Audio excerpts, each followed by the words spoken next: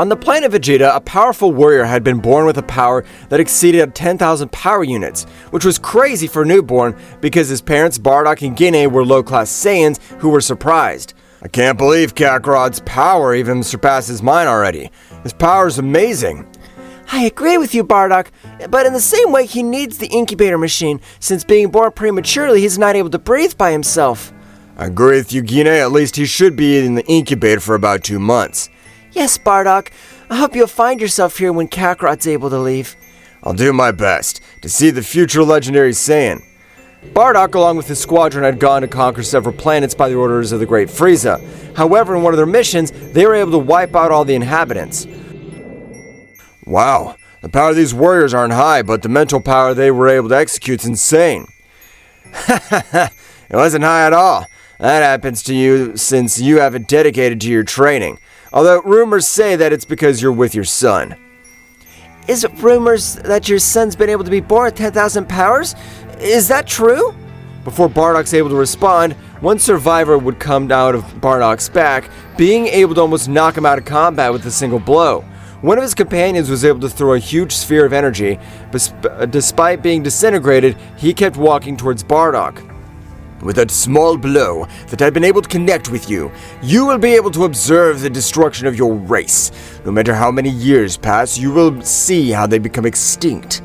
Stop saying stupid stuff, you worm. Good for nothing. Bardock, with a great attack, was able to disintegrate him entirely. But before they were able to celebrate, Bardock would fall out of combat. Although the blow seemed harmless, the damage he caused was crazy. So his companions would take him to the recovery capsule. But while Bardock recovered, he saw little Kakarot as it was his childhood, adolescence, as he even saw Frieza become the legendary Super Saiyan. However, everything in the wake of destruction became much more powerful Saiyan, and having the instinct of destruction, every planet, city, or warrior that crossed his path was eradicated. Apparently, he has completely recovered. It's time for him to come out of the capsule. All the water would be drained, to which Bardock would quickly open his eyes. What the hell was that? What did that bastard tell me? It can't be true. Bardock, are you feeling well, or do you want to continue resting a little more? No, don't worry, I feel completely recovered already. Bardock would dress again in his combat attire, going home, since that same day Kakarot turned 2 months in the incubator. But upon arrival, he would have a vision which Emperor Frieza destroys his entire planet. I can't take this lightly, as even I have some time becoming aware of Frieza's intentions. Bardock, you've arrived! Kakarot's not awake yet, but he has grown so much since the last time you saw him. What do you think? He has the same hair. Guinea, now we're sending Kakarot to planet Earth, since I have a bad feeling about Frieza. I'm sure he's about to betray us. What did you say? How do you think to say something like that? Don't you see he's just a baby? Even if he's already able to breathe on his own, he won't be able to survive.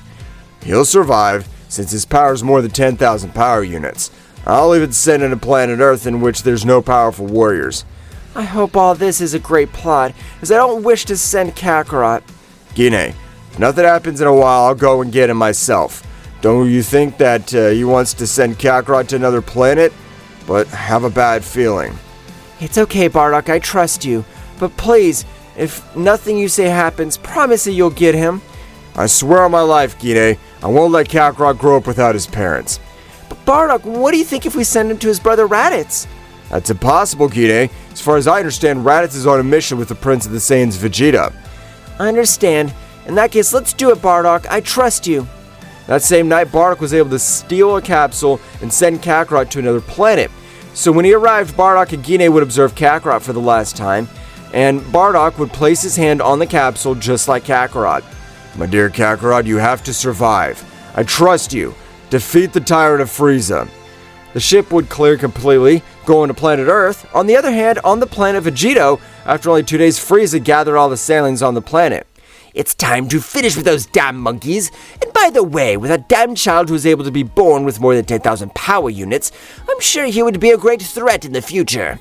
A huge sphere of energy was beginning to approach the planet. While Bardock, with all his power, tried to face it, it was impossible for him, because the power of the evil Emperor was complete madness.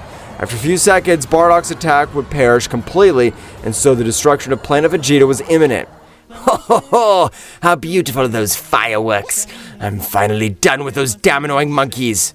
Meanwhile, Kakarot continued on, and after a while, he'd been able to reach planet Earth, in which, when he got there, he would form a small destruction through the forest in which he arrived. But no one noticed his arrival since it was a completely desolate place. But an old man named Gohan was able to notice a great brightness in the middle of the forest. Oh, but what will that big glow in the middle of the nowhere be? Gohan would approach, realizing that it was a baby, but being able to carry him in his arms, he'd realize how the baby had a tail, and without it, he would take him home. But Kakarot, with the typical Saiyan behavior, made his care very complicated, until Goku had a fall and hit his head, not leaving him out of combat. In this story, it wouldn't happen since his grandfather was able to hold him with great difficulty, making Kakarot not fall into that big ravine. That's been close. I can't believe I was able to save him even though I almost fell with my little Goku. So a few years passed in which Goku had noticed a great training that his grandfather carried out. Joining him, however, the time passed, Kakarot's power continued to grow in a great way. So one day, he decided to end his grandfather's life. It's time to end this damn old man's life, since I can't stand him. I hate his behavior, he talks. I want to destroy everything in my path. Kakarot, without any difficulty, had been able to end his life, taking a very different path, arriving to a city in which, being the full moon, Kakarot accessed his Ozaru state, destroying everything around him. But he wasn't able to control himself at all. His destruction wouldn't stop until the morning the next day. My head hurts a little. I've noticed that I've been able to access the Ozaru state, the Saiyan transformation, but I have to be able to control it. Kakarot would again access the forest, which he'd begin a great meditation to be able to control his Ozaru state. At the end of the 4 months, Goku would access the Ozaru state again, being able to control 90% of it. Although I am transformed in this form, I'm able to reason and speak. I've been able to become much more powerful, but I want even more power. Kakarot in this state would begin to destroy hundreds of cities, leaving them to dust. Meanwhile, the innocent lives, one day, Kakarot was able to run to the powerful Master Roshi. What's the matter with you, old man? Don't you see where you're walking? You better apologize or end your life right now. What a challenge for any more impertinent. Don't you know who I am? I don't know, and I don't care. But at this moment, you've been able to irate me, so end your life. Kakarot pounced on Master Roshi, but to his surprise, Master Roshi was able to dodge all his punches. Because Goku was much more powerful, he still did not have the experience for combat. I can tell your heart is full of evil, and despite being a child, I will not have mercy on you. I plan to end up with a great technique. Master Roshi was able to increase his musculature, while in the palm of his hand an incredible power began to collect, which would leave Kakarot amazed, because despite not feeling any of his power, everything around him was shaking. But what the hell is that damn old man doing? Master Roshi would throw his iconic technique against Kakarot, completely covering him, but his power was much more superior to that of Master Roshi. He wasn't able to end his life. But Kakarot was able to learn the technique just seeing it because he was a prodigy, and learning a simple human technique wasn't a big deal. At this moment, I'll leave you alive, because thanks to you, an inept old man, I'm able to learn a new technique. What? How are you able to survive my most powerful technique? And don't say stupid things. It would be completely impossible for you to learn a technique just by watching it. I don't want to end your life right now, but look at the fleet of boats coming there. On them, I'll try the new technique you taught me. Kakarot would concentrate, being able to create a small sphere in his hands, but the more energy he concentrated, that sphere became larger, which at that moment would throw his technique, being much more powerful than that of Master Roshi, destroying everything in his path. The entire fleet was underwater. In a short time period, I plan to end your life, so you better become much more powerful. If you have a technique, I could leave you living with something more. Kakarot would leave at a great speed, but for some mountains in which they would face multiple warriors of a society called the Red Patrol. But it didn't matter what they did, since each of their warriors were very weak on the one side of Kakarot. No matter what I do, I have to be able to become much more powerful. I have to avenge the death of my parents and end Frieza. I must become the Emperor of Evil. Kakarot would train. However, there were rumors they were able to take him to the Tower of Master Karen, which Kakarot on this occasion was much more powerful and able to climb it with no problem, being able to reach with a peculiar warrior which had appearance of a cat. You're the Master Karen. That is so much talked about. You don't look like a simple cat. Ending your life would be something simple. Master Karen, despite using each of his tenets, was not able to do anything against that Saiyan boy, who was able to drink the sacred water. Kakarot had felt great pain through his body, falling unconscious, but after a few hours Kakarot would wake up. What the hell was that water? It knocked me out completely. Kakarot didn't realize his power increased a little. He realized that at the top of the place he was at, there was a place much further away, but he wasn't able to fly, so climbing at that time was impossible for him. I'm sure there must be a much more powerful warrior in that place, since in that case he shouldn't be so far away. But for now, I have to leave to destroy the cities that I find around me. Kakarot was about to destroy a city, then he realized in 3 years, a martial arts tournament would be held in that city, so very powerful warriors from different parts would come to the tournament to show their skills and get a name. I've changed my mind. Although I'm currently 12, I want to see the warriors who participated are capable of, so I'll go to the mountains. Kakarot would cease its destruction, entering the mountains, in which, in the same way, he would begin his great training to break his limits. Without knowing it, a powerful warrior was freed who was looking for eternal youth. If this body I'm still is very powerful, when I get to the eternal youth, no matter what warrior gets in front of me, I'll end him. This is how Piccolo would get hold of the Dragon Balls, being able to hold the eternal youth, making his power soar in an incredible way.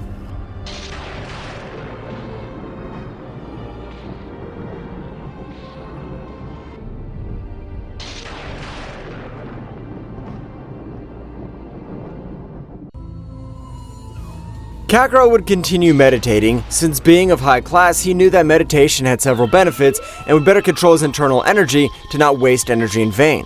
I have to be able to become much more powerful. I can't imagine what kind of new technique the old one taught me, since I'm sure he wouldn't let himself be eliminated easily. The whole sky would then completely be darkened, because Piccolo had been able to make his wish, being able to get eternal youth. Ha! At this moment, no matter who my opponent is, nothing and no one will be able to face me this time, since the only way they're able to beat me was by sealing me. Master Roshi, after feeling this, would quickly go to the battlefield with his disciples Krillin and Yamcha, so the trio of warriors would stare at the Emperor of the planet Earth. Well, apparently there are still competent warriors. My master was able to seal you with the most powerful technique. And even if I lose my life, that doesn't interest me. I plan to sacrifice myself to end your evil. Master Roshi was able to execute this in technique called Mafuba. Piccolo, realizing that, he would try to escape, but Master Roshi wouldn't let him. But a failure in this technique was not allowed. Piccolo would be sealed, while the Master Roshi had a lot of vital energy, being impossible to perform his technique again.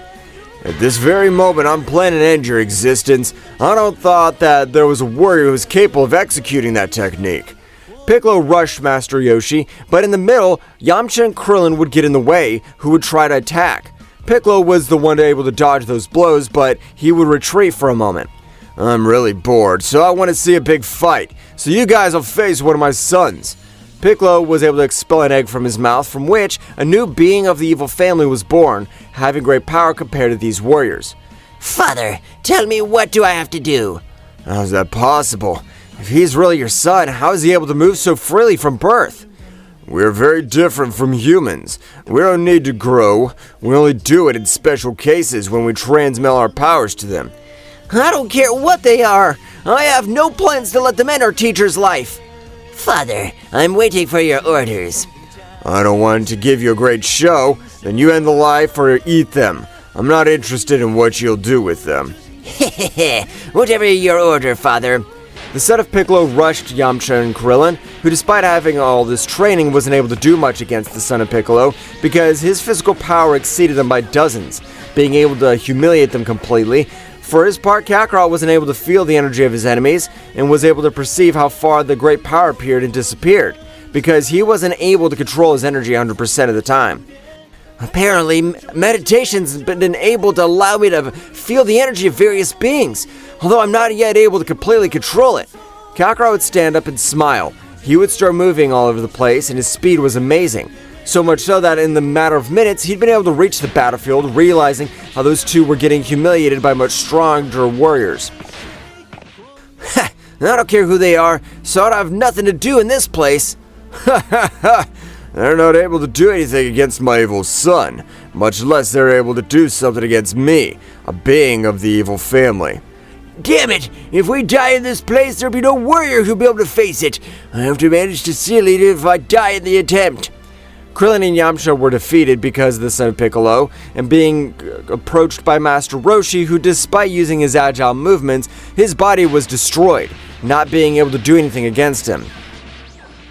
Your physical strength is crap. Although you are powerful, technique, so even my father's afraid of you, but now your end has come. Apparently this has been my limit, being it I won't be able to do anything. Before the son of Piccolo was able to finish him, Kakarot would appear in front of the son of Piccolo, connecting a kick that would end his life in a single blow, which even surprised Piccolo as well as Master Yoshi. But if that's you, what are you supposed to do in this place? Do you even want to die? No one's allowed to die in this insolent old man, because in 2 years we'll have the tournament, in which he has to teach me one of his techniques. I'm not even interested in your motives, but at this moment you'll face the evil family, since you've been able to finish off one of my children. Ha! I hope you've called yourself from the evil family you're powerful, as I don't end your life quickly. Brat, compared to me you're a baby, since you have no experience on the battlefield. Ha! That's what you think if we check my experience on the battlefield? Furious, Piccolo would lash out against Kakarot, who was able to repel every one of his blows, being able to even make him feel the threat of leaving everyone surprised. His agility possessed was on the battlefield. This is bad, because no matter who wins, they both possess a power completely full of evil. I have to run away from here. Master Roshi would try to stand, but he wasn't able to do it, although when he did look up a little, he was amazed to realize how Piccolo was sent flying to the ground with blood expelled from his body. What's going on? Is this all the power of the member of evil has?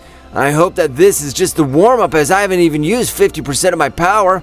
Kakarot has not used any of his power because of his high class. Power had been able to reach 15,000 power units, which Piccolo for it was impossible, because his maximum power only reached 600 power units, being surpassed by Goku a dozen of times. Hell, this planet's full of weaklings and good-for-nothing bugs, because even though I've decreased my power as much as I can, I'm not capable of giving me a good blow. What's this feeling? I belong to the family of evil. How is it possible that a child's able to give me a feeling of terror? I'm bored of you. You don't even serve as a warm-up, so you better continue meditating so you can destroy everything you like. But if you end this old man, I'll make you suffer in the worst possible way. Kakarot turned around and was about to leave. Piccolo with great speed would try to hit him, but Kakarot with his reflexes was able to dodge him, while Piccolo would rise in the whole sky. I agree you possess a great power, but at this moment the beings that are in this city will be blown to pieces, including the old man. Piccolo, at a great speed, would begin to descend, and Kakarot would smile despite not knowing how to fly. With a burst of energy, would propel himself in the air, concentrating a little of his strength in his fists. With this simple blow, I plan to end your life. Kakarot, with his power, was able to execute an incredible blow, being able to represent an incredible Zaru in his fist, because of that blow was of another level, being able to completely cross it. What? But how is that possible? I can't believe that a simple child was able to beat me. But this is not the end of the evil family, as my son will be able to take revenge. Piccolo, the king of the evil family, was able to spit out a large egg, in which it carried his powers and techniques. Piccolo's body would explode, while Kakarot began to approach Master Roshi, who was on the verge of death. Well, apparently you're in terrible condition, since you're not able to do anything. But I don't plan to let you die, since I need your techniques. Kakarot would stretch out one of his hands, making Master Roshi regain all his power, and raising it even a little more, with which he was able to ask something, but Kakarot had vanished from the battlefield. Damn, the power that kid possesses is amazing. He was even able to beat the evil emperor. We have to train these 2 years to be able to beat him. Master Roshi would hold his disciples, leaving quickly, but Kakarot had returned to meditate. The trio of the remaining Saiyans, Raditz, would remember that his brother had been sent to planet Earth. If we want to face Frieza, we should recruit Kakarot. I don't know how powerful he is, but I'm sure there are 4 of us that'll have more chances. If you say that he's been sent to planet Earth, it's a waste of time, since that planet's only extremely weak warriors whose power units reach at most 300. If Kakarot's been sent to that planet, it means that he's a low-class warrior. Instead of helping us, he'd only hinder us.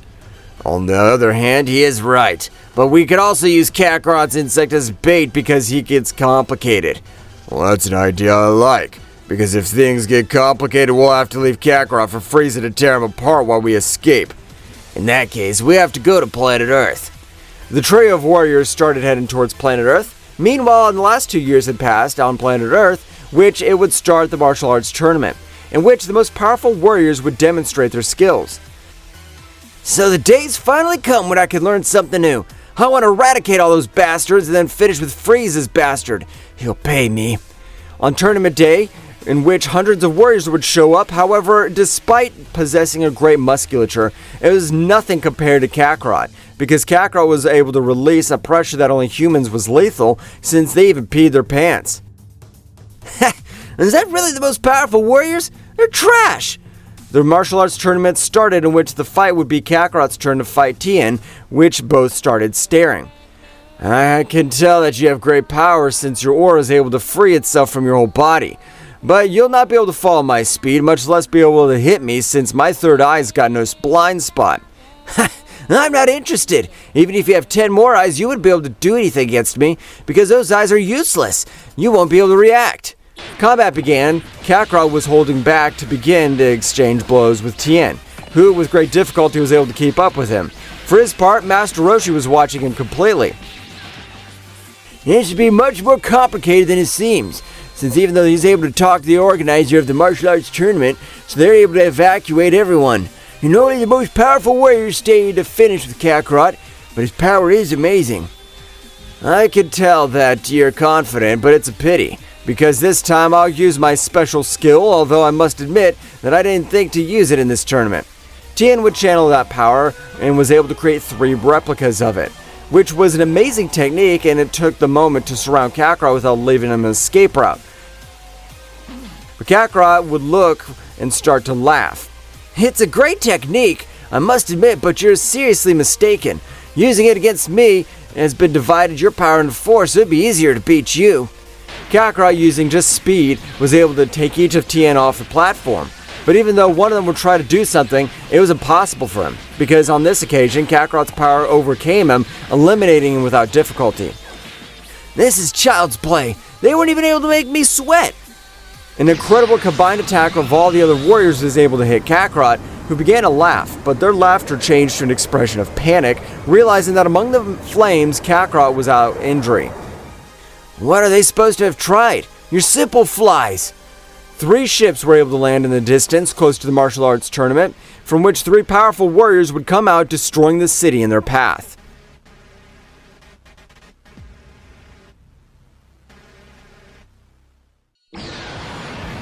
The city they were in had been destroyed, but before the explosion was able to get to them, Kakarot made a barrier around the warriors and was able to save them.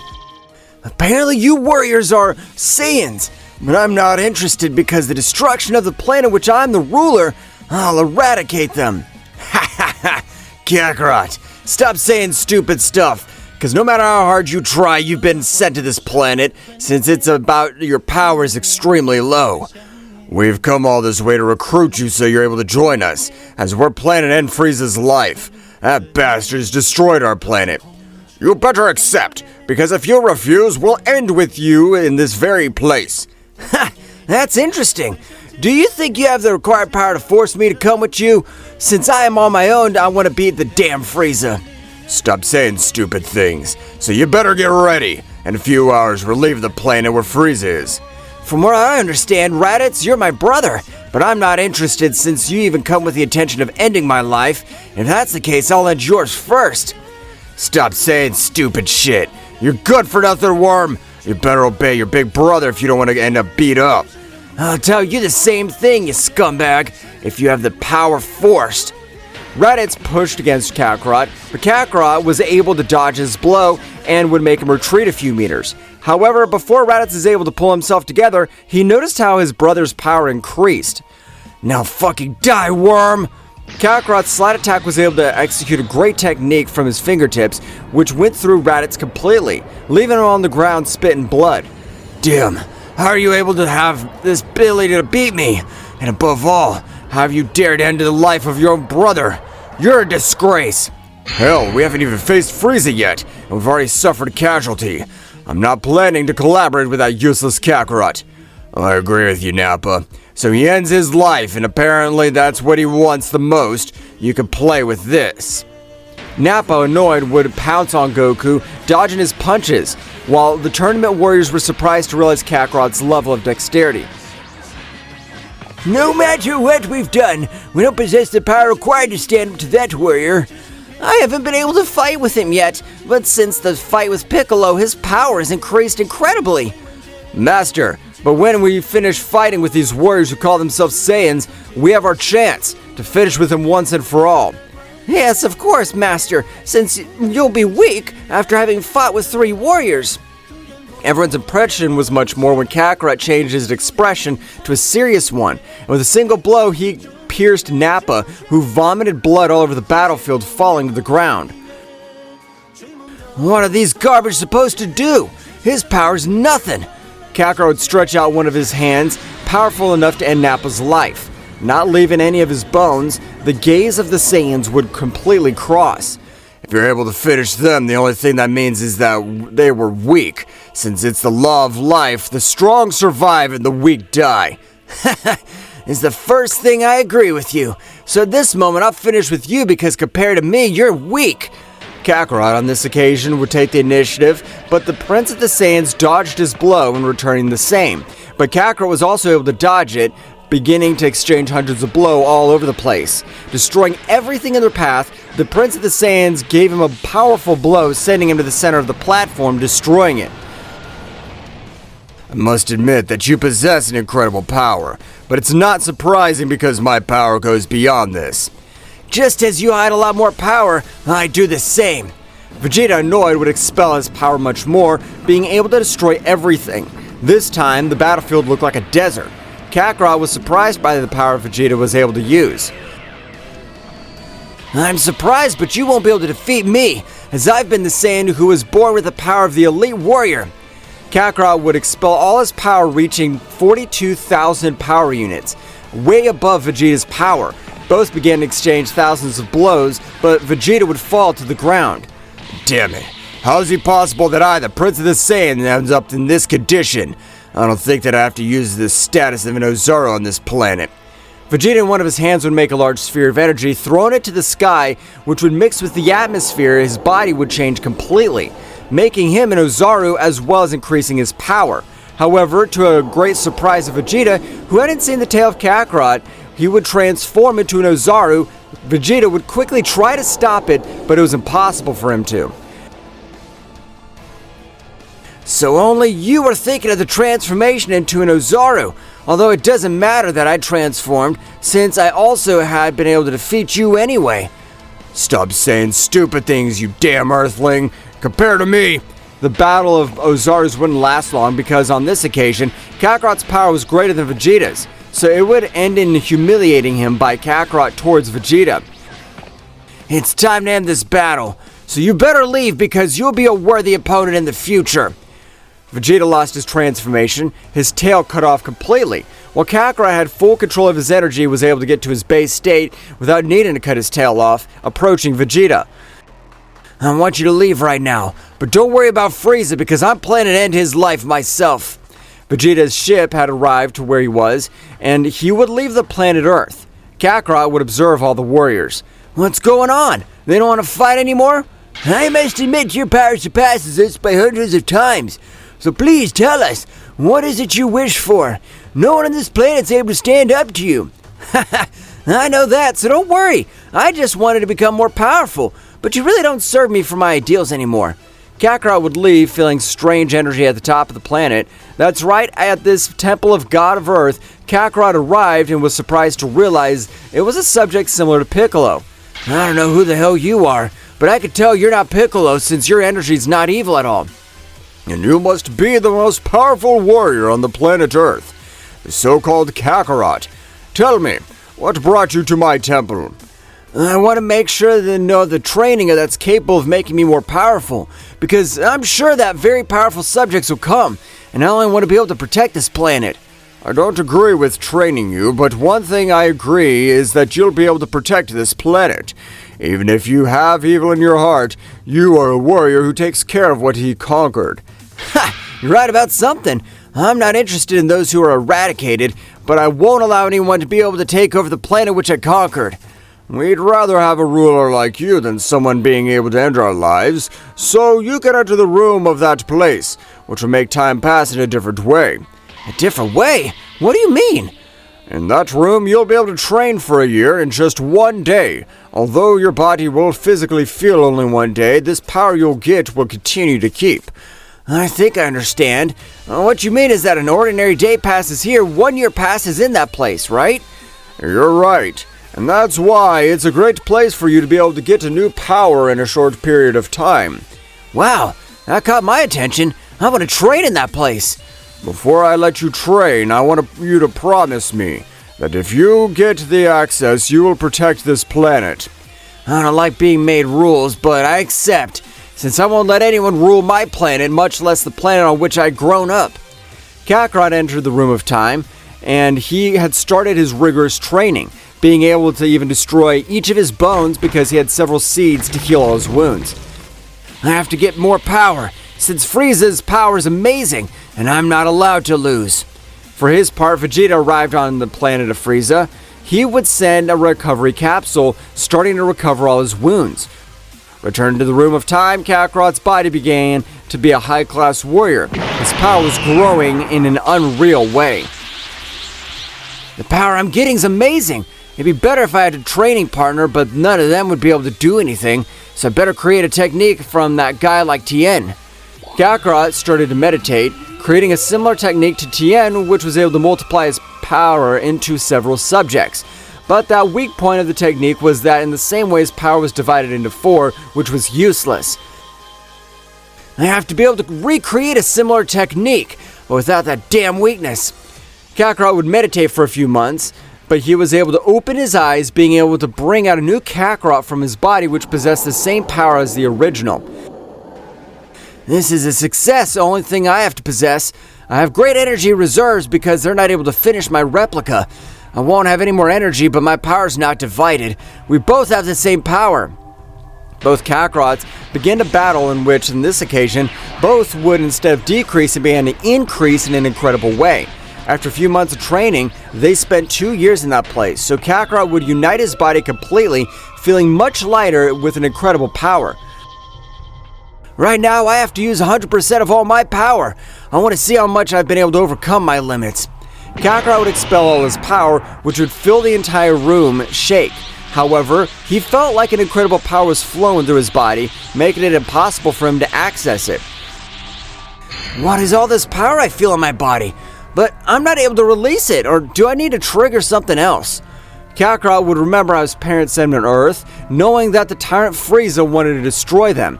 Knowing his parents sacrificed for him, and his anger was able to get Kakarot to release this hidden power he had. Because at the moment, his incredible scream, his hair would turn golden while his power would increase incredibly. Wow, what is this power? It surpasses the transformation of the Ozardos by dozens of times. I have to master this because I feel my energy decrease rapidly. Kakarot began to train his new state to be able to face Frieza without any difficulty. Vegeta had completely recovered, leaving the recovery machine in search of revenge.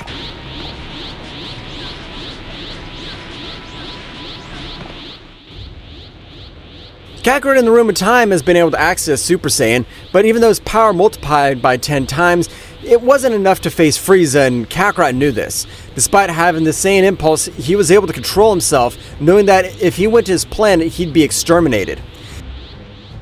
Even though I was born with a power that even surpasses the elite warriors, it wouldn't be sensible for me to go at this time, since I don't have the required power because that damn man called himself the Emperor of Evil.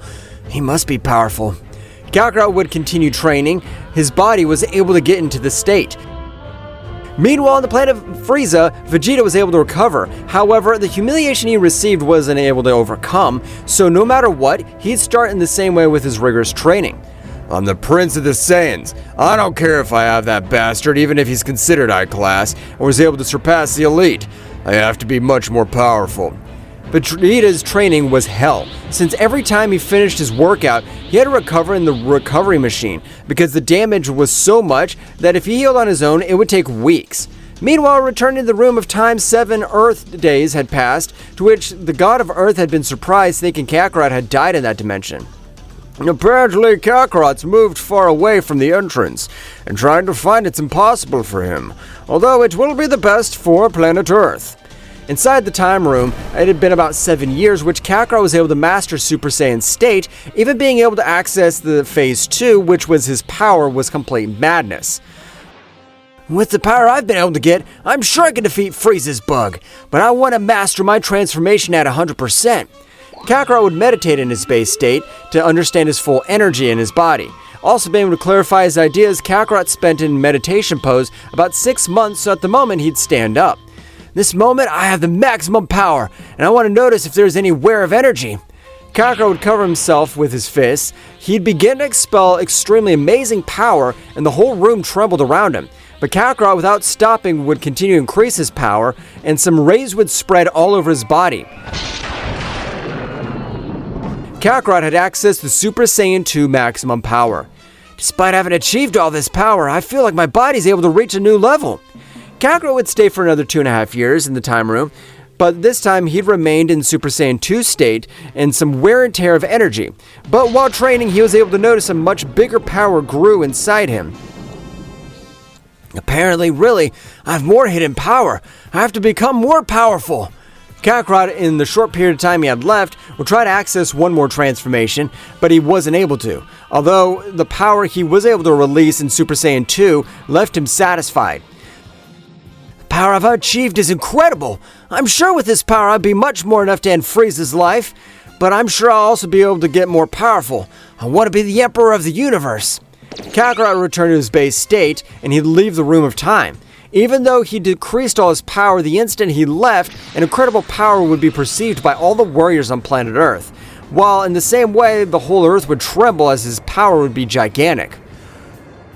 Wow, whose power is this? I doubt it's the power of that boy since it's only been 10 days, but the power he releases is so much it makes the Earth shake.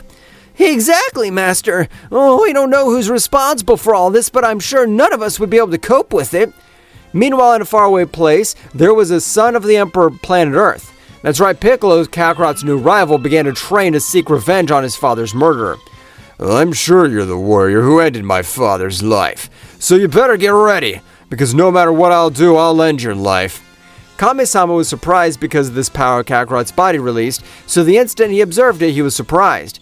But how long have you been able to get out of 10 years? No warrior stayed in that place so long. Ha! Don't compare me with those pathetic beings on this planet. Their resistance is completely nothing compared to mine. I'm not talking about resistance, because to endure in that place for 10 years without having any contact is crazy. Not to any warrior, because if no one's able to achieve it, I'll be the first. But changing the subject, I want to get to a spaceship. What, a spaceship? That's something impossible for me since all my life I've lived on this planet. You're right, but I've got a better idea. I know you have these strange spheres, which can grant wishes. With these, your evil part was able to take over the eternal youth. You mean the Dragon Balls?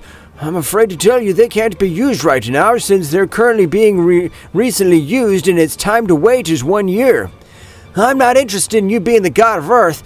If you don't want to fulfill what I ask, I'll end your life in this very place. I'm not in accordance with that. I'll eliminate all humans. I'm his protector, but he has to fulfill my wishes. I understand, Kakarot-sama. I ask for an apology. In that case, of course, there is a way to fulfill your wish, but it's only for this occasion. Yeah, don't worry. I'm not planning on coming back for a while. Kami-sama would bring a statue of the dragon, and with a little energy, the whole sky would darken and bring out Shenron. Tell me, what is your wish? I can only fulfill one wish. I wish you to give me a spaceship to be able to go to Frieza's planet. That wish is very easy. Shenron would grant him that ship that Kakarot had requested, to which Shenron would disappear again. I've been able to fulfill your wish. What else you want me to do right now? Nothing for now, I appreciate it. This time I'll leave to avenge my entire race. Kakarot got in the ship and would head towards space. Meanwhile, on the planet of Vegeta, Frieza would continue with his great training, in which he'd been able to completely achieve incredible results. Since Vegeta would start to consider his high class, wasn't able to compare himself to Kakarot's level. With the power I've been able to get, it's not enough to end Frieza's life, but I'm sure with this power I'd be able to defeat Kakarot. On the other hand, Kakarot's ship was granted by a wish, was flying through space faster than the common ships, and because of this, Kakarot was able to reach the planet of Frieza in only 5 days, which that ship would be able to reach, but the gate was open, several warriors would surround the ship not belonging to their army. You'd better leave this planet if you don't want to die. But before being able to react, an energy laser was able to end that warrior's life, making him fall to the ground. An incredible aura would rise over the planet, not letting anyone move any of their bones. I'm not interested in finishing with any of you, but if you want to bring Frieza to me, I'll finish with that dam. The Emperor of Evil was not on the planet because he left with his elite warriors to Namek, in which they were going for some spheres which were capable of fulfilling wishes, and Frieza was looking for eternal life. Damn it! No matter how much power he has, that bastard, if he becomes mortal, I won't be able to do anything against him. I have to stop him. Kakarot would rise quickly to the planet's atmosphere with his ship, going to start the loading large attack in one of his hands. So this must have felt Frieza before he destroyed my planet. Ha! I plan to destroy everything he loves and then end his pathetic existence. Kakarot would throw an incredible attack towards the planet, and since there was no competent warrior, the planet of Frieza exploded into 1,000 pieces, leaving nothing which was left of the planet, while Kakarot with a great speed began to come to the planet Namek. I'm sure these guys must be of the same race as Piccolo. Damn it, if he keeps up, that's gonna be getting eternal life. After 8 hours, he would get to planet Namek, and instantly, he noticed 100 of inhabitants had been eradicated by Frieza's soldiers. I don't care if I'm done with these bastards, but I want them to be afraid of me. That good-for-nothing worm. For his part, the Emperor of Evil was holding a small child from that planet, since having gathered all the spheres, he wasn't able to fulfill his wish. Damn kid, you better help fulfill my wish, because if you don't, I'll end you and this whole planet myself. Kakarot would be able to feel the energy of Frieza, starting to approach at a great speed, but on his way, he would run into special forces, which were the most powerful warriors. Kakarot would do nothing to end their lives, so he arrived and was able to hold the little boy, throwing him hundreds of meters. I won't let you get your wish, you good-for-nothing worm. Vegeta surprised, since he was holding at the right moment to snatch the desire from Frieza because he didn't have the required power to face him. But if he's Kakarot, how's he able to get to planet Namek? Is he stupid? How do you plan on getting to face Frieza face to face? You better go get the kid, because otherwise I'll make you suffer in the worst way possible. I don't care who you are. I want you to try something, since I come from only for a pathetic to end your pathetic existence, you Emperor of Evil. An irritated Frieza would rush against Kakarot, and he would stop his blow with only one of his fingers, which Frieza was surprised, but Kakarot would connect a big blow to his stomach, making him vomit large amounts of blood. Are you really the Emperor of Evil? I trained all my life for nothing become your power is pathetic. Yeah, damn. That hurt me, but right now I'll use all my power since I have several transformations. Wow, if you only have several transformations, it'd be better to access the most powerful one, because if the next hit you don't transform, I'll finish you. Frieza would access his last form, and this power he released making the whole planet of Namek tremble. Vegeta would be surprised by that power, but Kakarot was nothing more than a simple breeze, because his power was greater, and after a great explosion, Frieza could be observed in his last form. Now that I see you well, you're the identical to the Saiyan who opposed the destruction of planet Vegeta. Are you his son? Worm, you dare tell me? Of course he's my father, and I'm your worst nightmare. I'm the little Saiyan who was born with more than 10,000 units of power. Frieza's look would change a little, but he would laugh again. It doesn't matter if it exceeds that units of power, because in this form my power exceeds 10 million units, so a Saiyan won't be able to face me. I don't know how much power I currently possess, but I'll face you in my base state. Frieza and Kakarot fought against each other with several blows, but in the first clash of their fists, Kakarot would realize how much power was superior to Frieza's power, because Frieza's face, the effort was observed, while Kakarot's part, he was just chill. Kakarot, with a slight blow, was able to descend into the bottom of the sea, destroying everything, since the power of his fist had been on another level.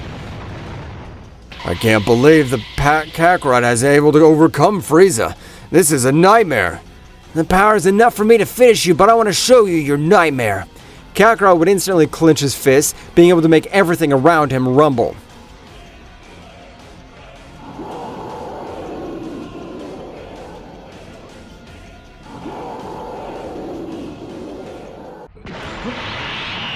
All the incredible power of Kakarot was released, leaving Frieza and Vegeta surprised. The planet was shaking, and from incredible scream of Kakarot, the hair changed to gold color, while everything was destroyed by this power, which Kakarot released. Frieza would begin to tremble as this legendary Saiyan was in front of his eyes. No, this can't be happening. You are the legendary Super Saiyan.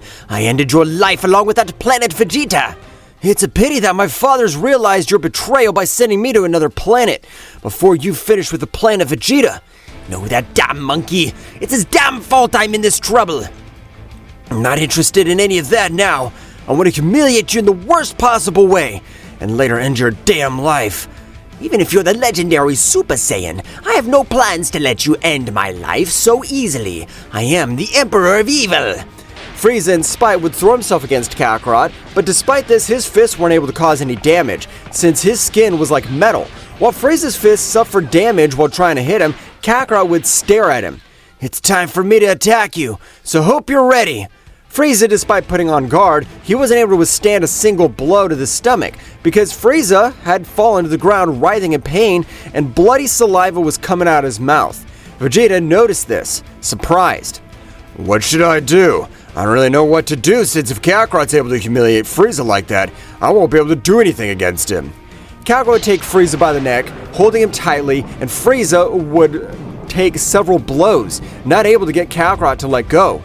I can't believe you call yourself the Emperor of Evil with that pathetic power.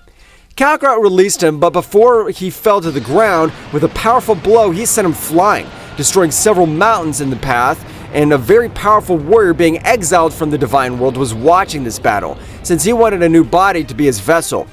The body of that Saiyan's incredible, but if at that young age he already possesses all that power, he's able to take control of the body from me. Although he could be the surprise of an apprentice, so that the Super Dragon Balls, he gets me a body. The guy named Kronos would observe Vegeta, realizing that he didn't have the incredible power of Kakarot's. The power that was sleeping inside was crazy. That guy will either be my recipient or my apprentice. Kakarot felt the power of Vegeta heading towards him with a great speed that he wasn't able to react to. Vegeta, what are you supposed to be doing, hiding like a rat? Didn't you call yourself the Prince of the Saiyans? To me, you're just nothing but the Prince of Cowards. Furious, Vegeta would try to eat his pride, but his anger was so great he'd throw a big punch at him, making him able to hit him all over the face, but wasn't able to move him even a millimeter. That's pathetic. Is that all your power? Kakarot would channel a great power in his fist, and before he'd hit him, a scythe was able to send him flying with great damage, while Portal teleported Vegeta to a secret place, and Kakarot's been sent to a few mountains, destroying everything in the path. What the hell? Who attacked me? Kakarot would fly quickly to where Vegeta was, but completely disappeared. Kakarot would vomit blood all over his body. Damn, the damage he was able to cause me is incredible. I haven't seen anything like this, but my body's shattered. Frieza would be able to access 100% of his power and would lash out with all his fury against Kakarot, receiving a tremendous impact. This power decreased considerably, making it hard for him to keep up with Vegeta at 100%. So Kakarot, in a slight oversight, was able to access a little of his Super Saiyan 2, which would, after a few exchanges of blows, would be able to leave Frieza on the ground. Kakarot would still, though, fall to the ground. Damn, I didn't think this guy other than Frieza is able to generate tremendous damage to me. My body hurts. That happens to you for fighting a legendary evil emperor. I warned you that even though you're the legendary Super Saiyan, you won't be able to defeat me. Frieza once more rushed Kakarot, but Kakarot, using all his power on his leg, was able to connect a huge kick, separating the head from the body, and able to defeat the evil Emperor. Kakarot instantly returned to his base state. Damn, my body hurts too much. I gotta get back to the ship, quick! Kakarot with a few energies to return to the ship, but placing in the destination, Kakarot was knocked out of combat, and the ship would take him to a different planet. For his part, Vegeta arrived where Kronos was. What is this place? Where am I located? Since you'll be my disciple, I want you to become more powerful. You'll be under my teaching, since I'll be able to become a powerful warrior. I'm not interested in any guy training me, since I'm very powerful on my own, so don't worry. If you want to leave, you can, but let me remind you, you're almost eradicated by that Saiyan. If it hadn't been for me, you died. Vegeta would remember this and standing still completely. I'm sorry. I really want you to train me. I want to become much more powerful so that Kakarot bug will regret everything he did to me. In that case, you have to obey everything I tell you, because the training that I intend to give you is the training beyond the gods. Beyond the gods? I don't understand. That's right. I know mortals like you, this is a lot, but I was the most powerful god of the 18 universes. But because Zeno-sama cursed me, I eliminated all the 6 most powerful universes and was banished from my divine powers. That means that in this universe there's also a god. Right. But for your fortune, none of that'll happen now, because despite not having the divine energy, I'm still capable of defeating any god of these universes. You're able to do that if you don't have any divine energy. You ask a lot of questions, but I'll answer. Despite having lost my energy, the only gods able to defeat me would be the 5 gods also eliminated, since we're the most powerful ones. You're implying to me that the 6 eliminated universes were the most powerful among the 18, but even those 6 universes, you were the most powerful. Right, but since I currently don't possess any divine energy, they'd be the only ones defeating me, and of course, admitting the existence of the Great Priest. Really, if I want to be your disciple, with you I'll be able to achieve an incredible power. In that case, I hope you're ready, because the training I'll give you will be worse than death. Meanwhile, with Kakarot, his ship crashed on a strange planet. Since not being able to place the correct coordinates, it clashed on a nearby planet, but when he was out of combat, the inhabitants were able to heal each of his wounds. And after 5 days, Kakarot woke up, putting himself in a combat pose, but would realize how the warriors helped him instead of fending him off. I guess I have to thank you, because if it wasn't for you, I'd lost my life. But who the hell was that guy? Kakarot would start training with these inhabitants. Despite not possessing any great physical power, their abilities were incredible, even giving Kakarot problems, since their abilities eliminated his presence completely, being useless to try to feel the energy of his opponent. Wow, despite being weak, their abilities were amazing. But among these abilities, I'm interested in the ones you call teleportation. The inhabitants were able to teach him that, and Kakarot, being a prodigy, was able to master it in 3 weeks training, so he would try his new technique. I really appreciate that very much, since when you need something, don't hesitate to ask. Just think of me and I'll be able to listen to you. Kakarot would leave the planet of Yadrat, starting to head towards Earth. With the help of teleportation, he was able to approach multiple planets until he could feel the energy of the Earth warriors. However, he would notice how their energies of hundreds of people were disappearing. What the hell's going on? Is there anyone to rule the planet of which I'm the king? Kakarot's able to reach Earth, realizing how everyone had been destroyed, so he'd try to find the person responsible. But he would see a guy in flames, which had Master Roshi by the neck. If you don't tell me where the Kakarot bug is, I swear I'll end your life. For the king, he's too pathetic. He's been able to abandon his people. I'm here. I don't know who you are, but I'm not planning to forgive you for destroying my planet, you fucking worm. Well, apparently you have a lot of esteem for this damn old man. It's a pity, because after all, I'll end his life anyway. Piccolo trying to end Master Roshi, Kakarot was able to make him retreat a few meters while being able to hold Master Roshi. I'm the only governor of this planet, so you better get well, old man. I'll take care of the rest. You're very powerful, Kakarot, but I think even you won't be able to do anything against that demon. His power's on another level. Don't say stupid things, old man. You don't know my true power. Kakarot would approach Piccolo and would, in the same way, face him, and they'd stare at each other. So you're the warrior of ending my father's life. You don't seem so powerful. Ha! You talk trash with that mouth since you only know what you're saying. I'm able to finish you in the blink of an eye. Both would exchange blows, but Kakarot, despite using all his power, in his base state was not able to connect a blow, which would make him question the true power of Piccolo. Even the power he possesses is more powerful than Frieza's, since his power goes beyond. You better not lose focus. I'm not gonna miss an opportunity to end your pathetic life. Piccolo was able to connect a powerful blow in his stomach, causing him pain and sending him to the ground. Before he recovered, Piccolo would throw a great attack from his mouth, which he was able to reach Kakarot, but between the smoke screen, power would be perceived. Kakarot had access to the Super Saiyan.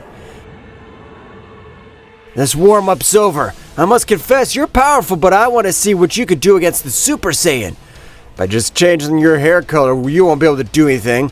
You're a simple human who can't do anything against me. The battle would resume, but Kakarot would use Super Saiyan, not being able to generate great damage to Piccolo. He would release more power, which Kakarot was confused, but would have him a few meters away, and would have thrown a great attack, sending him flying thousands of meters, generating an incredible explosion around him. What the hell's going on? He's more powerful than Frieza, and he used to call himself the Emperor of Evil. But to Kakarot's surprise, a much greater power was being able to be released from his body, and a pressure that was making him fall to the ground without being able to move any of his limbs. What is this pressure? How's he able to get all this power? He's crazy! While you're not on planet Earth, I've been more powerful, so I want you to admire my true power. Kakarot, with great difficulty, was able to stand up, accessing Super Saiyan 2 Max with his ability to repel that great pressure. No matter how much power you possess, I've been able to overcome my power. Piccolo at that moment was able to access a new state, making him more powerful. Even though Kakarot was able not to feel his power, his energy was more dense, and he had access to a new state called Orange Piccolo. I hope you're ready for the day of your death, you miserable scumbag. It was a normal day in the life of the inhabitants of planet Earth. People were eating in restaurants, walking with their families. There were children playing when suddenly a giant lightning bolt was seen in the sky that caused a strong movement throughout the Earth's surface.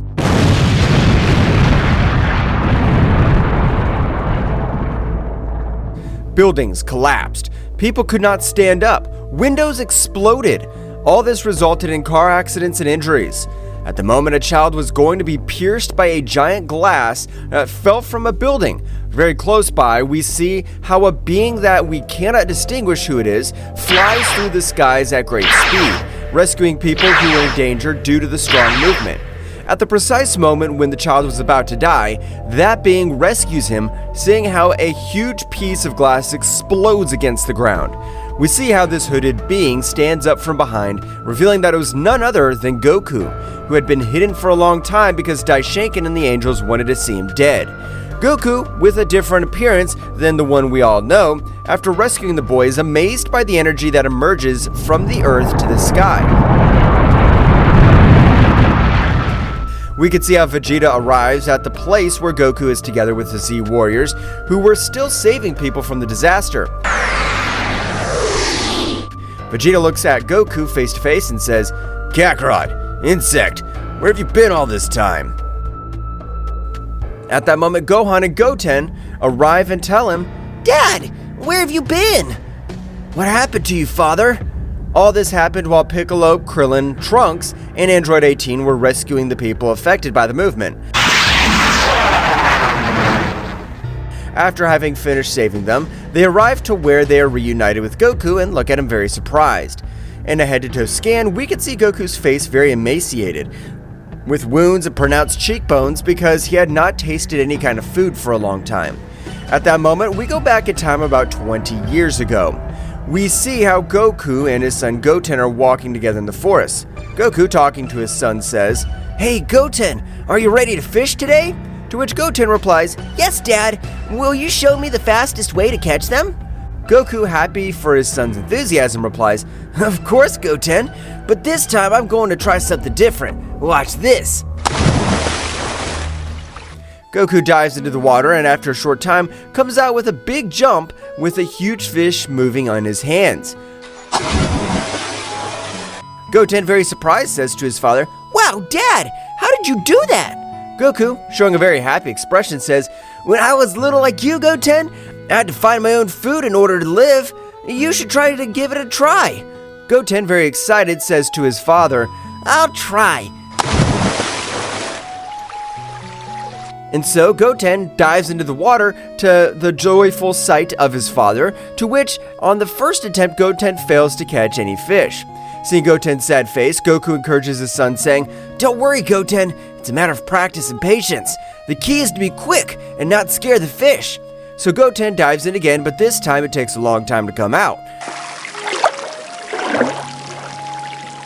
When suddenly Goku feels a very powerful ki very close to where he was.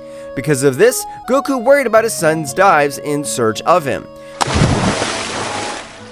Once in the water, he sees Goten fainted and next to him a very strange artifact.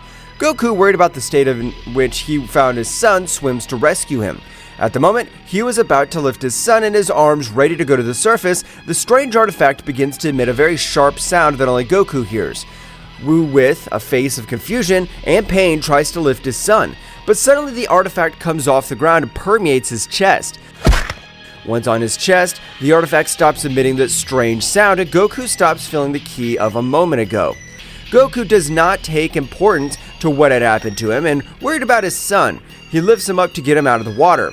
Once outside, Goku puts his son on the ground to revive him, but suddenly an unknown being appeared to him.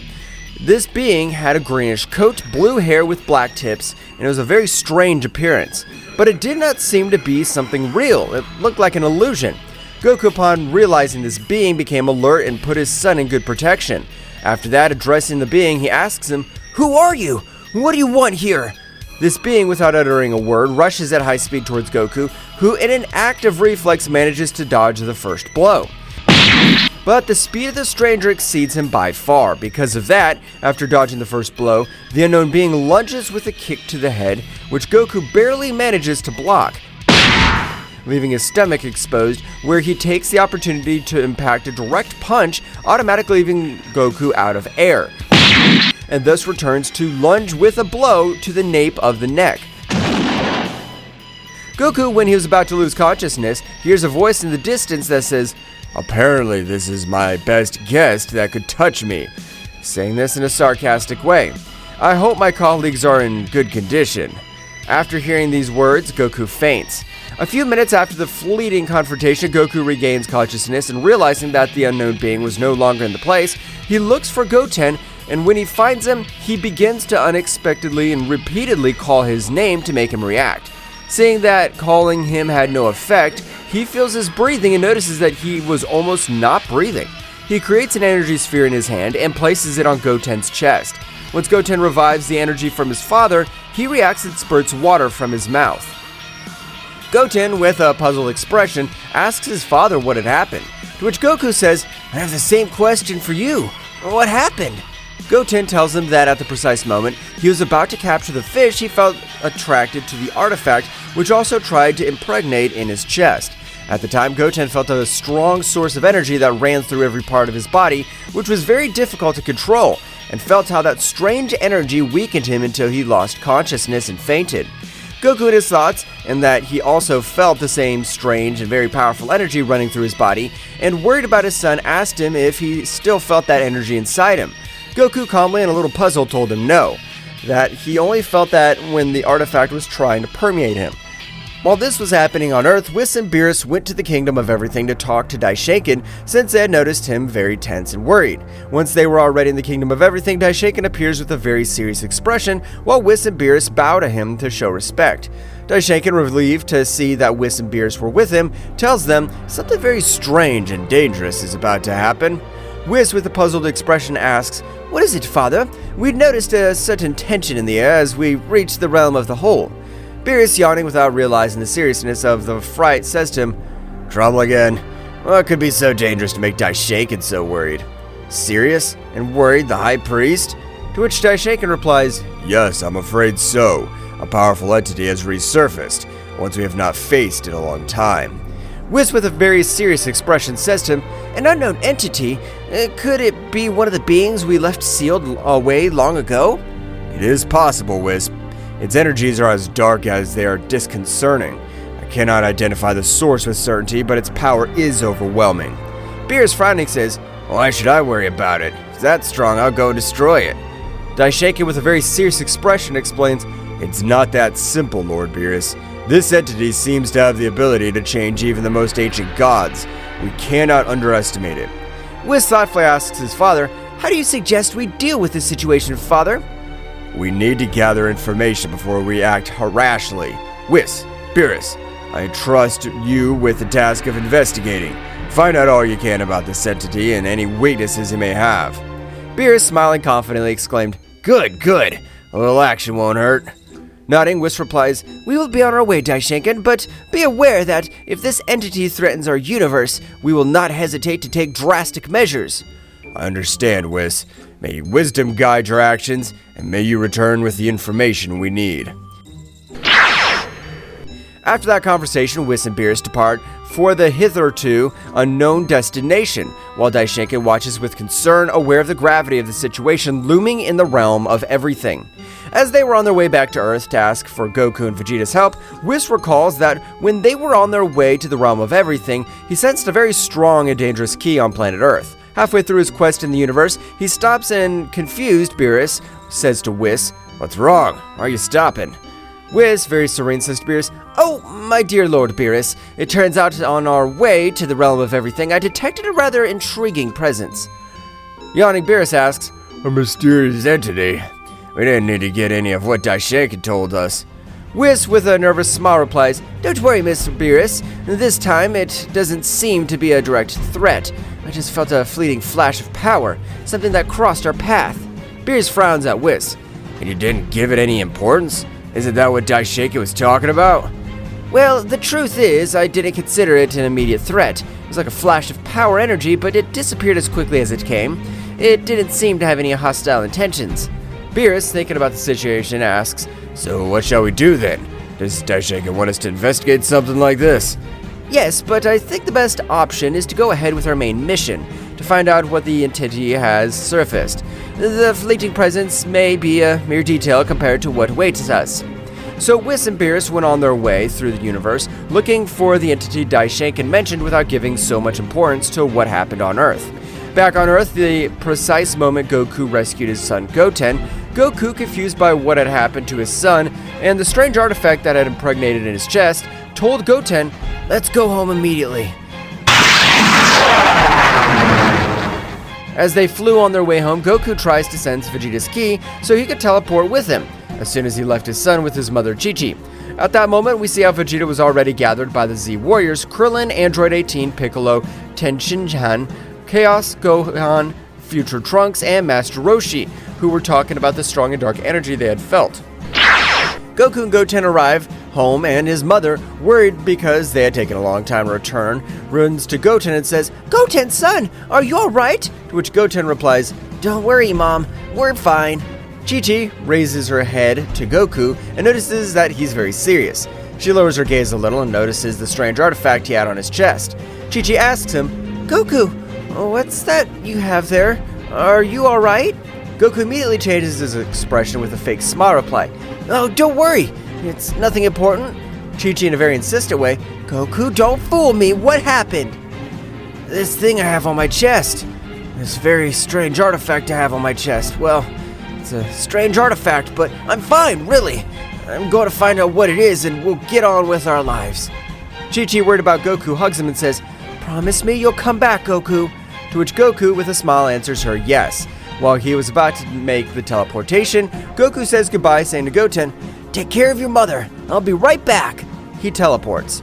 Moments before Goku arrived to meeting the Z Warriors, as they were at Bulma's house, they were talking about what they had felt a moment ago. Vegeta, with a very serious expression, asks, Did anyone else feel that dark energy? I can't identify it, but it's disturbing. Piccolo, frowning, replies, Yes, I felt it. It's as if it disappeared immediately as soon as we felt it. Something's not right. Gohan, very worried, says, Dad, Goten are with my mother. We should look for them. At that moment, Goku appears in front of them through teleportation and says very seriously, Guys, I felt a strange presence. Something happened with Goten, but I rescued him. Piccolo, analyzing everything that happened, notices something strange on Goku's body and asks him, Goku, What's that artifact on your chest? That's what I want to find out. But before that, I need to tell you something. To everyone's expected and uncertain gaze, he says, the strange energy you felt came from this artifact in my chest. Vegeta frowns and asks, How's it possible? Does that device emit that energy? Goku, somewhat worried, nods and says, It seems so. The moment I rescued Goten, this artifact permeated my chest, and I began to feel an incredible amount of pressure coursing through every part of my body. Piccolo, thinking about everything Goku was telling them, asks, And how did it get in your chest? The artifact was underwater right next to Goten, who had fainted. As soon as I was approaching it, it emitted a very sharp sound that didn't allow me to get close to Goten. Despite that, I managed to get close, and out of nowhere, it jumped in front of my chest to stay there. After everything that had happened with Goten, I tried to take it off, but when I did it again, it came back to permeate my chest. We must find out what this artifact is and why it has such a great amount of power. I'm counting on you. Vegeta, determined, says, Let's do it. We won't let any threat catch us off guard. Future Trunks earnestly tells everyone, I agree. Together, we'll figure out what's going on. Goku thanks all his friends for the support they were giving him, but at that moment he changes his joyful expression to one of seriousness, as he remembered what had happened just before he lost consciousness. Gohan, noticing the sudden change in his father's expression, asks him, Dad, what's wrong? Is there anything else you must tell us? Vegeta adds, Insect, you're not hiding anything from us, are you? Goku remembered what had happened at that moment. With an expression of concern and anguish, he tells them about the fight he had with an unknown being, which exceeds his strength by far. And he remembers that the entity mentioned that he had colleagues that he had hoped would be alright. Piccolo, with fear but serene, says to Goku, Are you sure of what you're saying? For what you are telling us is very dangerous.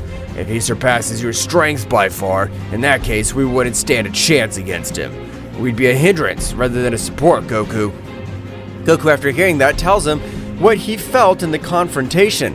The moment the unknown being appeared, I felt the same amount and type of power and the dark ki that ran through my body as the strange artifact permeated my chest.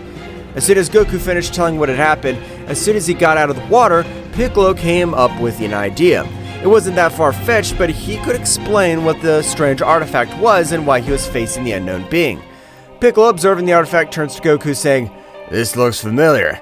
It may be like a containment urn, like the ones we used at the Mafuba to seal powerful beings. Surprised Goku, Really, Piccolo? Do you think this could be something like that? Krillin, looking at the artifact, An artifact like this one, used with the Mafuba on Goku's chest? Since when did battles become so complicated? There's always something new with you, Saiyans. Master Roshi, somewhat excited, but at the same time serious, exclaimed, Mafuba! I remember when we sealed King Piccolo with that. Do you think Goku has such a strong enemy inside? Future Trunks, analyzing what had happened, says, It makes sense. The Mafuba urns are powerful devices to contain evil energies. Could this artifact have sealed something? I don't care if it's from the Mafuba or anywhere else. I just want to know how to get rid of this thing once and for all. It's a possibility. The urns we use to keep very strong enemies under control, but why did it attach yourself to Goku? I'm not sure, but what I do know is that this energy is linked to a very powerful entity. Whatever it is, if it's linked to that artifact, we cannot underestimate it. So, what do you plan to do, Kakarot? At that moment, the Kaio-sama of the North telepathically communicates with Goku to tell him that he had information about the powerful energy that they felt, and the mysterious artifact that permeated his chest. Kaio-sama tells him to get to his planet quickly. First, we need information. Kaio-sama has information about this artifact and the being that might be inside it. We must go to Kaio-sama so we can find out what we're dealing with. Vegeta nods and Goku continues. Exactly, but first, I need your help. If there are any more entities like this, the Earth could be in danger. And with this connection to the artifact, I could put them at risk. Therefore, I'll only go to Kaio-sama to get the information to get rid of this artifact. Kakarot, don't even think that you'll do this alone. I'll go with you, insect. I can't accept that you become stronger than me. Goku accepts and asks him to put his hand on his shoulder. Once Goku and Vegeta left, the Z-Warriors sensed unknown presences on the planet, so they split into groups and flew off at high speed to go investigate. with the reevaluation that the artifact at Goku's chest might be like a containment urn similar to those used in Mafuba, the Z-Warriors faced an increasingly complex and dangerous situation. Uncertainty about what such an artifact contains and how it is connected to the mysterious dark energy fills them with worry. While Goku and Vegeta were to where Zeno-sama and the Z-Warriors went to investigate the unknown presences they had detected in space, Whis and Beerus, after having traversed much of space, felt a strong amount of dark energy, so they immediately head to where it was. As they are about to reach the source of the dark energy, the pressure in the air becomes more intense as they get closer, and the unknown entity awaits their arrival. Why do I feel like this is going to be more complicated than we thought? Mr. Beerus, the information we gain here could be crucial to understanding the threat we face on Earth. The unknown entity, surrounded by a dark aura, reveals itself in front of Whis and Beerus. Its presence is overwhelming and a sinister laugh echoes in space. Unknown entity mockingly welcomes them, saying, I expected your arrival. You took longer than I expected. Do not underestimate the gods. We're here to stop any threat that endangers our universe. Before any confrontation, can you tell us who you are and what you're doing here? Oh, that's funny. I'm known as Ryuk, disciple of the Devourer of Worlds. I have come to free the Master, the most powerful being who ever lived. The expression on Whis' and Beerus' faces become much more serious upon hearing Raiku's name. Raikou, that name rings a bell. Raikou is an ancient threat, Lord Beerus. His master, he and the other disciples were sealed away a millennia ago due to his unquenchable thirst for power and destruction. So it looks like we have a problem. This time it won't be as easy sealing him again. The space fills with palpable tension as Ryuk, surrounded by a dark and malevolent aura, confronts Whis and Beerus. The dark energy emanating from him seems to distort the very fabric of space around him. Problem, you say? You are correct, little god. The Master has been patiently awaiting your release, and now with my arrival, that time has finally come. Beerus moves into combat stance with a determined expression on his face, while Whis remains composed but alert. I have no time for games. If your master is a threat, we'll stop you here and now. Tell us more about your master. Understanding his motivations might help us find a peaceful solution. Ryuk chuckles mischievously, revealing his sharp fangs, then disappears in a dark flash before reappearing behind Beerus with astonishing speed. There's nothing they can do to stop the Master's inevitable resurgence, but before that, they could entertain me. The battle begins. Ryuk throws a swift punch towards Beerus, but the Destroyer guy nimbly dodges and responds with an energy punch that Ryuk blocks easily. Meanwhile, Whis watches carefully, waiting for the right moment to intervene. Ryuk's speed is impressive, but Beerus manages to keep up. They exchange blows and energy blasts in a combat that seems to defy the laws of space itself. Ryuk's dark energy distorts reality around him, making its impact more dangerous and intense. Lord Beerus, your speed is amazing, but that dark energy is problematic. I suggest you be careful with your movements. Beerus nods as he dodges an enemy attack and counterattacks with an energy wave. Ryuk, undeterred, vanishes and reappears in front of Whis, challenging him to enter the fight.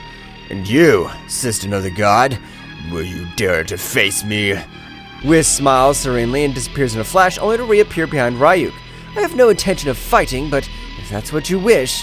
Before Whis finishes his sentence, Ryuk turns around and launches a fierce attack towards him. Whis, with his extraordinary speed, dodges each blow with grace. Space convulsed with the fury of the cosmic confrontation between Whis, Beerus, and Ryuk. Each move shattered reality itself. As Ryuk's dark energy and the god's divine blast intertwined in a demonstration of opposing forces, Ryuk, his ominous figure shrouded in a dark aura, moved with breathtaking speed. His sinister left echoed through the emptiness of space, challenging the gods who faced him.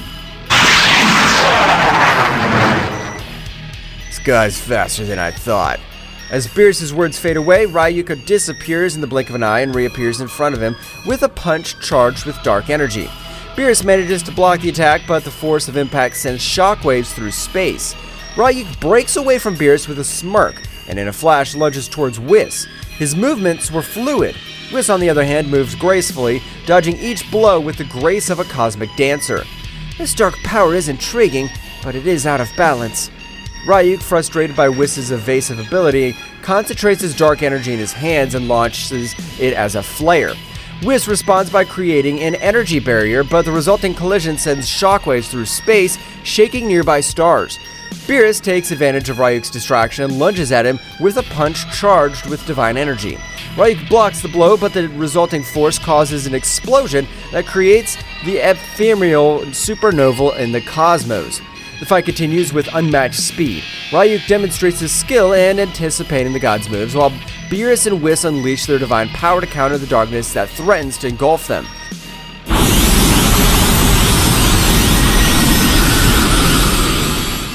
In a moment of pause, Ryuk grins mischievously and his dark aura begins to intensify.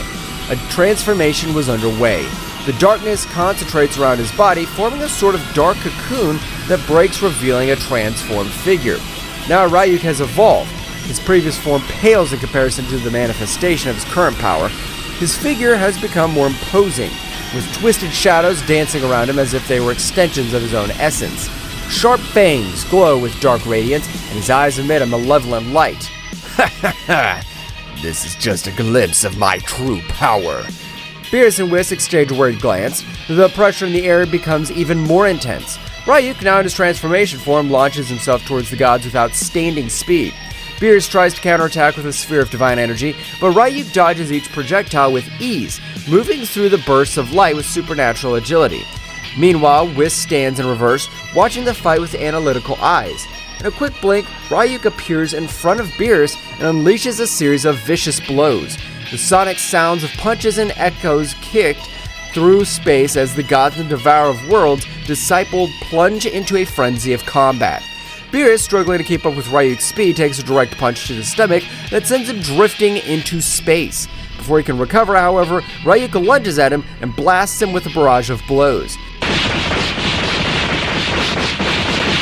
The situation becomes even more complicated when Ryuk, in a ruthless act, concentrates dark energy in his hand and drives it through Beerus' abdomen. The Destroyer God lets out a roar of pain as darkness spreads from the point of impact. Whis, seeing the stark reality, springs into action. His figure flashes in space as he stands in front of Ryuk, blocking his attacks. I cannot allow you to harm my lord in this way. Whis' divine energy collides with Ryuk's darkness in a show of cosmic power. The battle intensifies and the fate of the universe hangs in the balance as the confrontation between light and darkness reaches its climax. The confrontation between Whis and Ryuk intensified as space became the stage for their fierce cosmic battle. The clash of divine and dark energies echoed in the void of the universe, creating ripples that stretched to the far reaches of space. You think you can stop me, Whis? The master of divine martial arts, Whis, maintained his serene composure as he resisted the onslaught of the Devourer of Worlds disciple. His divine aura glowed brightly, fighting against the darkness that threatened to envelop him. Whis, with a wave of his hand, unleashed a blast of divine energy that forced Ryuk back momentarily. However, the smile on the dark being's face revealed that he was far from giving up. Ryuk, your quest for power will only lead to destruction. Ryuk, releasing a sinister laugh, launched himself at Whis with renowned furiosity. Each exchange of blows was like a clash of titans, with the fate of the universe hanging in the balance. Meanwhile, Beerus was recovering from the wounds inflicted by Ryuk, watching the battle with critical eyes. The darkness that had pierced his abdomen was beginning to dissipate thanks to divine regeneration, but the experience had left an indelible mark. This creature is more formidable than I imagined. And determined not to be a mere spectator, Beerus joined the battle with renowned determination. His figure flashed with divine energy that rivaled Whis', creating a spectacle of light and shadow in space. The three powerful beings engaged in a cosmic dance, with flashes of divine and dark energy illuminating the vastness of the universe. Ryuk, without losing his smirk, took advantage of his transformation to increase his speed and strength, challenging the gods with every move. The combat reached new levels of complexity when Whis, in a flash of cunning, unleashed a divine teleportation technique. He moved at the speed of thought, appearing and disappearing at different points in space, keeping Ryuk on the defensive. You can't dodge me forever, Whis. As Whis and Ryuk clashed in space, Beerus focused on channeling his divine energy. the Destroyer God sank into a meditative state, concentrating on unleashing his true power. Beerus' transformation was gradual but impactful. His figure was enveloped in a golden aura, and his eyes shone with the intensity of a star. Divine power flowed through him, manifesting in a form that only the mightiest gods could attain, allowing the grievous wound left by Ryuk to be healed. It's time to put an end to this. The reborn Beerus lunged towards Ryuk with unparalleled speed. Each blow he delivered was imbued with overwhelming divine energy. Ryuk, though powerful, was overwhelmed by the onslaught of the Destroyer God. Meanwhile, Whis continued his cosmic ballet, defying the laws of space and time with his speed and agility. Every move was calculated, every blow strategically executed. The battle reached its climax as Beerus and Whis coordinated, combining their attacks to create a symphony of divine energy that enveloped Ryuk. The pressure in the air became almost tangible, and the cosmos itself seemed to rumble with the intensity of the conflict. Do you have anything to say, Ryuk? Ryuk, gravely wounded but still defiant, let out a shrill laugh. His figure writhed as the dark energy tried to resist the overwhelming pressure of the gods. This is not the end, gods. My master will be released, and his darkness will devour all. Beerus, showing no mercy, unleashed a sphere of concentrated divine energy and hurled it directly at Ryuk. The resulting explosion illuminated the space, dispelling the darkness that had lingered. Silence fell over the space as the gods watched the wreckage of the battle. Ryuk lay motionless, defeated, but not destroyed. His threat had been contained, at least for now. This is not over. We need to find out more about his master and any threat that may arise. Whis nodded, sharing the same determination. The reality of the danger that stalked the universe became more apparent, and the gods knew they had to prepare to face even greater challenges. The cosmic explosion that marked the end of the fierce battle dissipated into the vast space, leaving Whis and Beerus floating in momentary tranquility. As they regained their composure, a flash of gold announced the arrival of Daishinkan, the High Priest, who appeared before them with a serene but worried expression. I see you've dealt with the threat, dear Whis and Beerus. Yes, Father. Ryuk has been contained, at least for now. But this isn't the end, is it? Daishinkan smiled wisely as he held in his hands a strange artifact, a glowing sphere that emanated an energy like the one they felt during the battle. This is what I wanted to show you. It's known as the Sphere of Divine Containment, an ancient artifact capable of sealing beings of great power and darkness. Beerus and Whis watched intently as Daishinkan explained the function of the sphere and how it was used to keep the most dangerous entities in the universe at bay. This artifact has been kept in safekeeping for eons. It's only brought to light in extreme situations. The dark energy they felt came from one of these sealed entities, released by Ryuk's recklessness. Whis and Beerus exchanged worried glances as they assimilated the information. Who are these sealed entities? They are beings from the distant past, fallen gods and creatures whose thirst for power make them uncontrollable. The Sphere of Divine Containment is our safeguard against their resurgence. So, Ryuk was one of them, and his master? His master is the Devourer of Worlds, an even more ancient and dangerous being. His release could jeopardize existence itself. The gravity of the situation hung heavy in the air as Daishinkan continued to explain the importance of keeping the Sphere of Divine Containment safe and sealing Ryuk again. Now that Ryuk has been contained, it's crucial that he returns to his place of safekeeping. But we also need to get information from him. We need to know more about the Devourer of Worlds' plans and any threats that may arise. Beerus, Whis, and Daishinkan shared a determined look. The task was not complete. There was still work to be done. If interrogating Ryuk could give us answers, we'll do so, but we must proceed with caution. The information we gathered will be essential to prepare for future threats. Also, we need to reinforce the security of the Sphere of Divine Containment. Daishinkan, with a nod of his head, showed his approval of the god's decision. Very well. Let us return to the realm of all and set preparations in motion. The safety of the universe depends on us. The three gods, with the glowing sphere in hand, teleported to the realm of All, ready to confront the shadows of the past and ensure the stability of the universe. The spheres of divine containment, now more than ever, became the beacon of hope amidst the darkness that threatened to emerge. Meanwhile on Earth, the Z warriors, divided into groups, scattered into the sky in the direction of the unknown presences they had sensed on the planet of the northern Zeno-sama.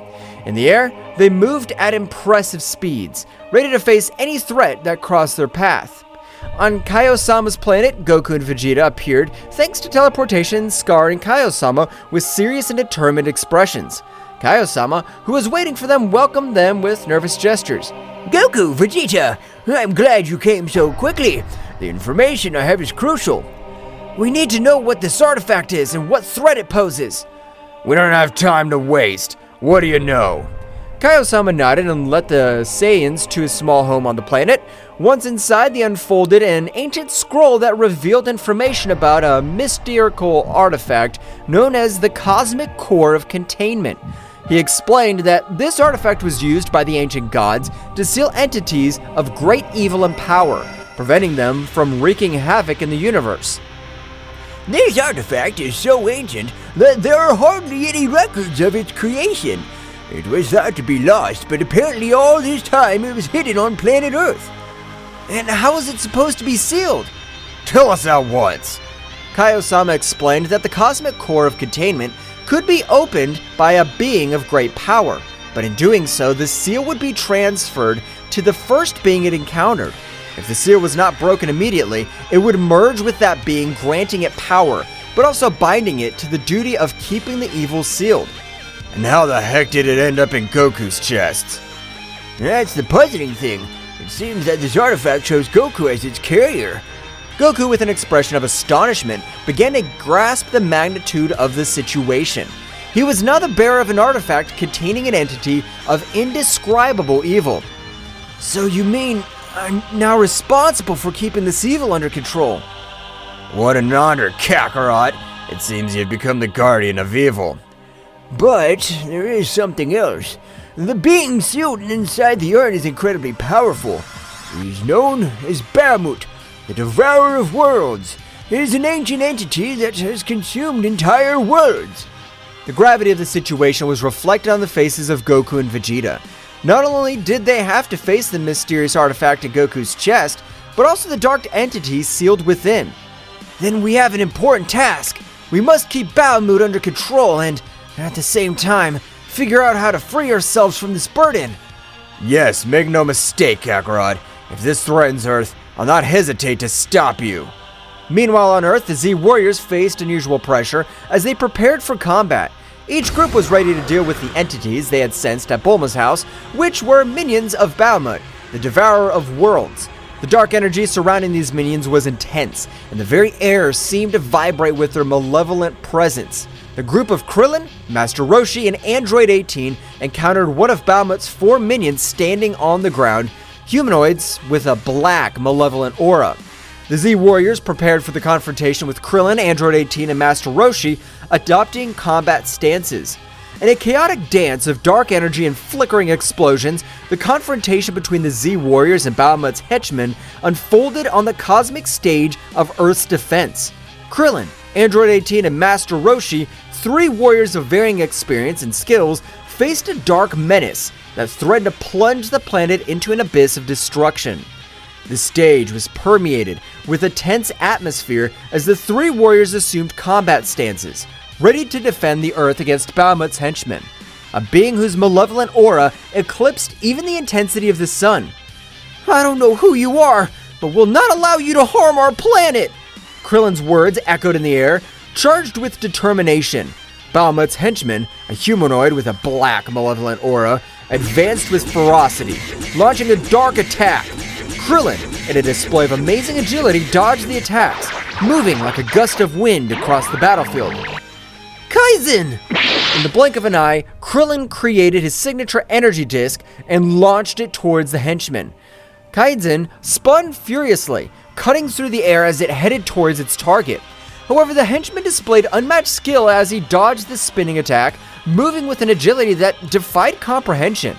The henchmen counterattacked with a series of dark, swift strikes, but Krillin was unwilling to give up. With precise and quick movements, he blocked most of the attacks, responding with quick and precise counterattacks. The combat dance between Krillin and the henchmen painted a picture of speed and skill, where each movement could change the tide of the battle. Meanwhile, Master Roshi, the aged warrior with vast experience in martial arts, watched the confrontation with a knowing smile. He adopted a firm posture, waiting for his moment to intervene.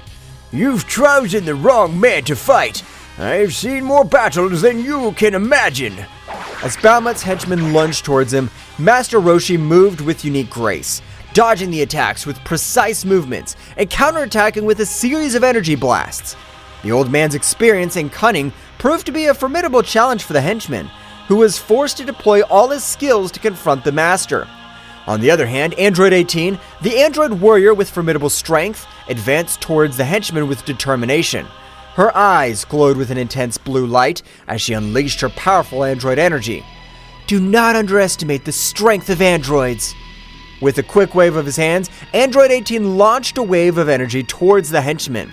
The latter, though impressed by the ferocity of the android warrior, showed no signs of recoiling. Instead, it lunged toward her with surprising speed, throwing dark blows that Android 18 dodged with cybernetic agility. The battle between Android 18 and the minion was a display of strength and speed, the bursts of energy lighting up the sky.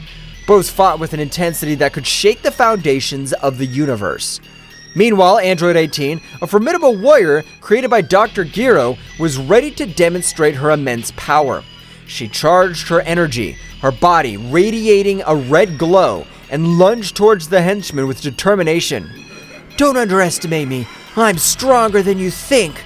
The henchman responded with a sudden surge of his dark aura, unleashing a surge of energy that pushed Android 18 back. The force of the impact created a shockwave, kicking up dust and debris in its wake. The battle was intense. Every move had a purpose and every attack resonated with the Z-Warriors' determination to protect their home. Explosions of energy followed one after another, lighting up the battlefield like fireworks in the dark night of space. However, the true magnitude of the threat was yet to be fully revealed. This henchman was only one of 4 sent by Bahamut, and the fate of Earth depended on the ability of the Z-Warriors to pass this first test. On the horizon, the other 3 minions awaited their turn, ready to plunge into the fray and test their bravery and skills of Earth's defenders. The intensity of the battle increased with each moment, and while Krillin, Android 18, and Master Roshi fought against the henchmen, other groups of Z-Warriors faced similar challenges in different locations around the planet. The fate of the Earth hung in the delicate balance of the unfolding cosmic battle, and each warrior was determined to give everything for the survival of his home. While the first group of warriors were defending Earth on Kaio-sama's planet in the small house, it was permeated with a tense atmosphere and solemnity as Goku, Vegeta, and Kaio-sama were immersed in the gravity of the situation. The ancient scroll spread out on the table revealed the secrets of an ancient artifact, and the weight now rested on Goku's shoulders. So you mean I'm now responsible for keeping this evil under control? The responsibility rested on Goku like a heavy mantle. The cosmic core of containment, that ancestral artifact, had chosen Goku as its carrier, and within it was Bahamut, the devourer of worlds. The gravity of the situation was reflected in the eyes of the Saiyan, who was already mentally preparing himself for a colossal task ahead. What an honor, Kakarot. Seems you've become the guardian of evil. The irony of Vegeta's voice did not go unnoticed.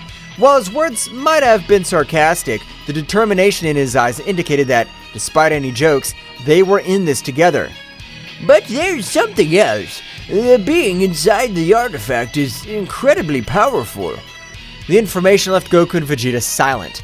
Bahamut, the name echoed in their minds like the distant echo of a coming storm.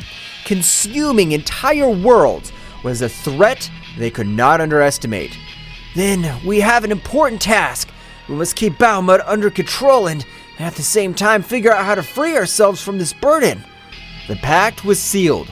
Together, Goku and Vegeta would take on the challenge of containing Bahamut and discovering a way to free themselves from the burden they now carried. The remaining question was how they would confront the dark entity that lay in Goku's chest. But before they could formulate a plan, a vibration in the air alerted them to the arrival of others. It seems your friends are in trouble. Go help them. Goku and Vegeta nodded in a gesture and understanding and, with serious expressions, headed for the door. With a mighty leap, they launched themselves into the sky, ready to join the battle raging on planet Earth.